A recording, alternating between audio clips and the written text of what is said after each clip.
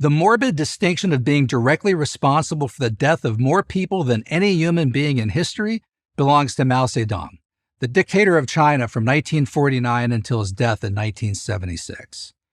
Born on December 26, 1893, Mao was the son of a prosperous farmer who had lifted himself from poverty. From the time Mao learned to read, he was obsessed with books. His first job was as a librarian. In his 20s, he ran a bookstore selling Communist Party propaganda. Mao became a Marxist not out of idealism. His only ideal was Mao. The plight of the Chinese people meant nothing to him, not as a young man and not as a dictator.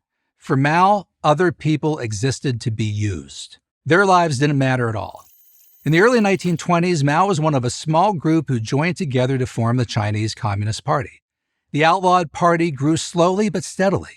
But the communists were no match for the Nationalist Party and its armed forces led by Chiang Kai-shek. While Chiang was your classic strongman, the nationalist movement at least pointed toward a democratic future.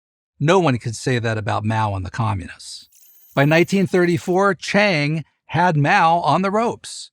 Mao escaped by virtue of his now mythical Long March, the year-long 6,000-mile trek in which his force of 100,000 followers was reduced to a mere 8,000. Mao's troops may have suffered every imaginable hardship, but Mao himself barely marched anywhere. Instead, he was carried on a litter, a portable couch, held up by a cadre of servants. Even though only a remnant survived, it proved to be enough to keep the communist cause going. Ironically, it was the Japanese invasion of China in 1937 that saved the communists. Chiang reluctantly diverted his attention away from Mao to fighting the Japanese. This gave Mao a chance to rebuild his forces in the countryside. By 1949, Mao had amassed an army of 1.5 million men. That was more than enough to defeat Chiang and establish himself as the absolute ruler of all of China. 500 million people, a fifth of the world's population, were thrust into one vast ideological laboratory. In rural areas, families were herded into collective farms. They no longer would work for themselves. They would work for the government. This was as true for women as it was for men. In a perverse way, Mao believed in the equality of the sexes. If men could do back-breaking labor in the fields and factories, why couldn't women? Of course, there was no real equality in China for anyone, male or female, and no chance of improving one's condition.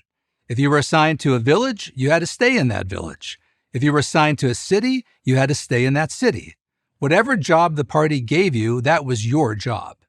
You couldn't say, I would rather be a teacher than a farmer. Well, you could say it, but if you did, you'd be shot. There was also no equality between the proletariat and the elite.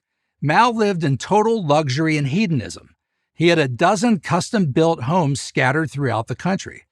Peasant girls were brought to him for his sexual satisfaction. Mao refused to bathe, brush his teeth, and had chronic venereal disease. He ate whatever his heart desired, meat, vegetables, and pastries. Meanwhile, peasants starved in mud huts. Why couldn't the peasants feed themselves like they had for centuries? The truth was they could. Mao was exporting food all through this period. He believed China had to be a great military power, so he traded food for industrial hardware and armaments. The Soviets in Eastern Europe got the grain. Mao got the guns. The peasants got nothing. And then they got less. From 1958 to 1962, during the Great Leap Forward, Mao pushed the peasants even harder. Their suffering is impossible to describe.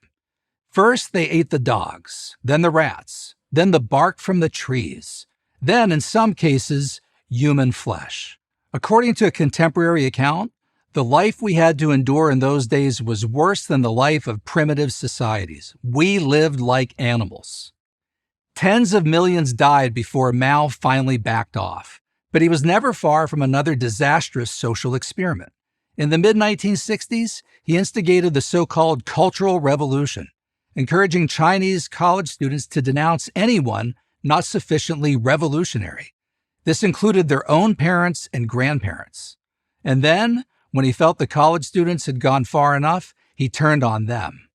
Thousands were sent to labor camps. And of course, many were tortured and executed. It wasn't a Maoist purge if that didn't happen. After being directly responsible for the murder of between 50 and 70 million of his own people, After impoverishing the most populous country in the world, after killing anyone who opposed him, Mao died in his bed in September 1976.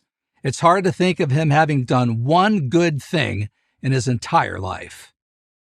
I'm Paul Kengor, professor of political science at Grove City College and editor of the American Spectator for Prager University. Thank you for watching this video. To keep PragerU videos free, please consider making a tax-deductible donation.